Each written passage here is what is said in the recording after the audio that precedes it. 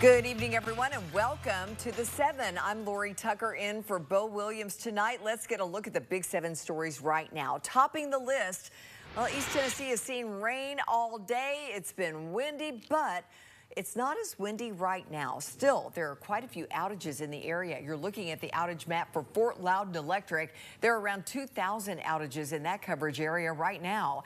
The number of outages even higher. Let's take a look in Sevier County. Sevier County Electric reporting around 5,000 outages at this point, but that is down from 7,000 about an hour ago when we last checked. Let's go ahead and send things over to Chief Meteorologist Ken Weathers in the Storm Center. Ken, the next week is a bit of a roller coaster. Yeah, Lori, I call this the bookend, right? Busy today, quiet weekend, then busy again next week. But no real surprise, we're seeing some power outages across the area with these winds we've had throughout the day today. These are the highest reported by the National Weather Service throughout the day. Cove Mountain's a fire tower in Sevier County, a 105-mile-per-hour wind gust there. Camp Creek, which is in Greene County, 84. Tellico Plains, Monroe, 56. And then a couple from Blount County, the airport, 48, and Cades Cove at 47. A little better now. We're still seeing some winds gusting near 30 or slightly higher. Portions of Campbell and Scott County and also in the higher elevations of the Smokies, but really nothing compared to what we saw earlier. In fact, a lot calmer in the lower elevations. So the high wind warning, as expected, dropped at 7 o'clock,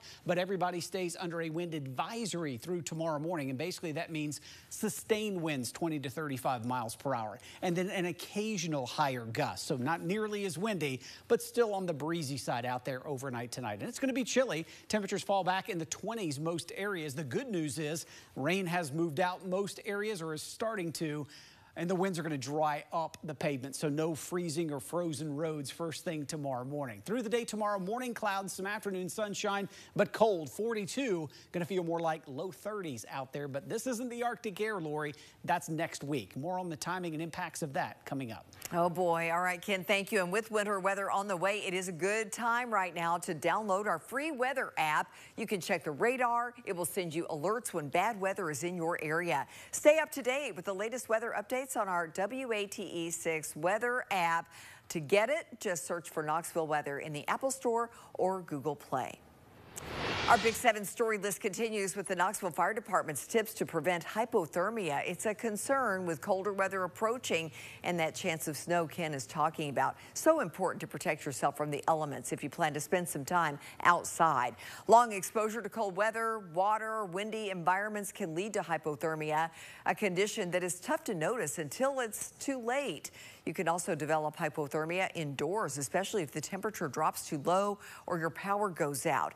Even days like today, when it's wet and rainy, you could be at risk. There are some things you could do, though, to keep yourself safe. Wear layered clothing.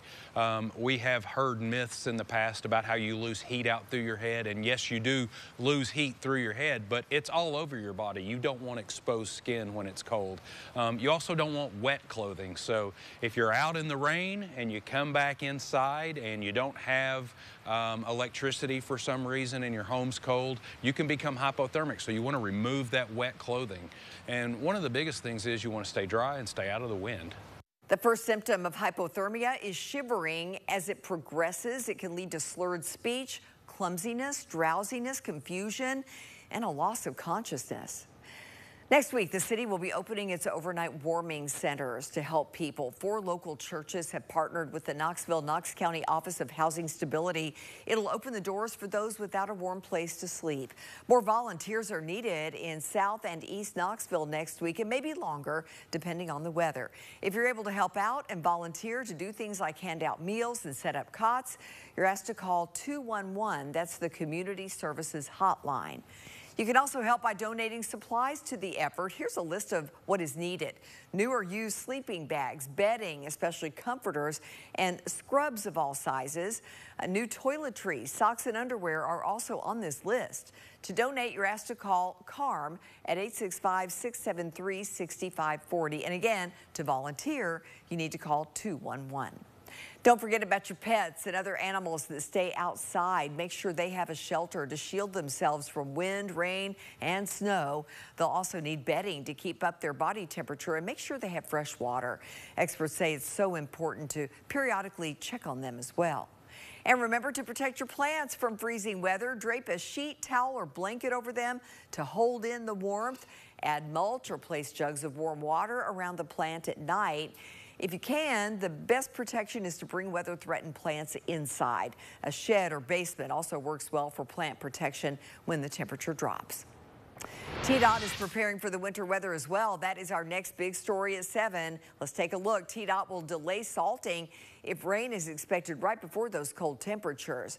Road crews want to make sure that the pre-treatment doesn't just wash away. Crews will also be on standby in each county, moving slush off the roadways, trying to keep them from freezing. Mark Nagy with TDOT says the safest place you can be during this weather, of course, is at home. But if you do have to drive, there are a few precautions you should take. Make sure that you have extra braking room between yourself and the cars that you're following, because it may take you a little bit longer for cars to come to a stop if there's some slick areas out there.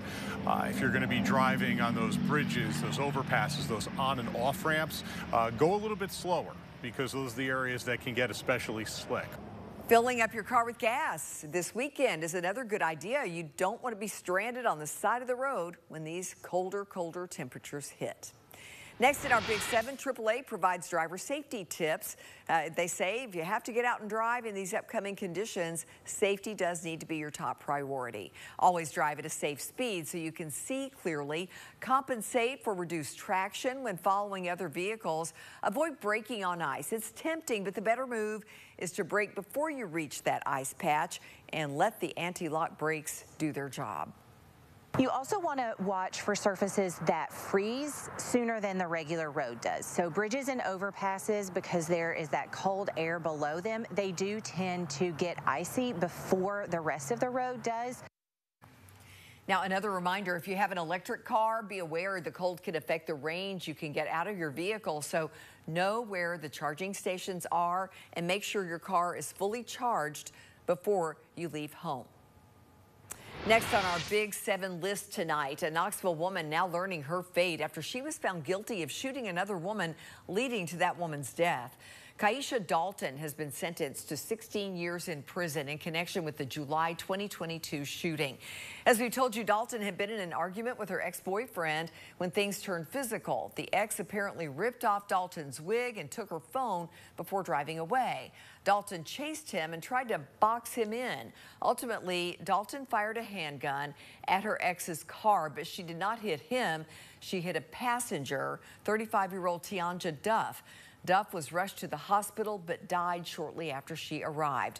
Dalton was convicted of second-degree murder and reckless endangerment. Again, she'll serve 16 years in prison without the possibility of parole. Next, stepping into his father's shoes, the son of late Officer Kenny Moats is carrying out his father's legacy by joining the Maryville Police Department. In a post shared by the department, Cameron Moats will begin basic law enforcement training this month and will then move to field training once he finishes that. His dad worked for MPD from 2007 to 2016 when he was killed in the line of duty. Our final Big 7 story tonight, remote area medical in Knoxville to help provide free health care for people in need. The medical team is at the Jacob Building at Chilhowie Park through Sunday. There is no need for proof of ID or even health insurance. Anyone, as always, is welcome. We spoke with Brad Sands to find out what makes this such an important cause for him. Being able to deliver quality, free care for people that, maybe there's a barrier or there's a gap somewhere, maybe they're not able to afford it, maybe they're not able to access it, whatever the case is, being able to fill that gap for those people. And, some folks, they'll walk around for years with pain, or maybe they can't see, maybe they don't even realize they can't see that well. They just can't afford to go to the eye doctor. That's what we're here for. The parking lot will open at midnight. Doors open at 6 in the morning each day.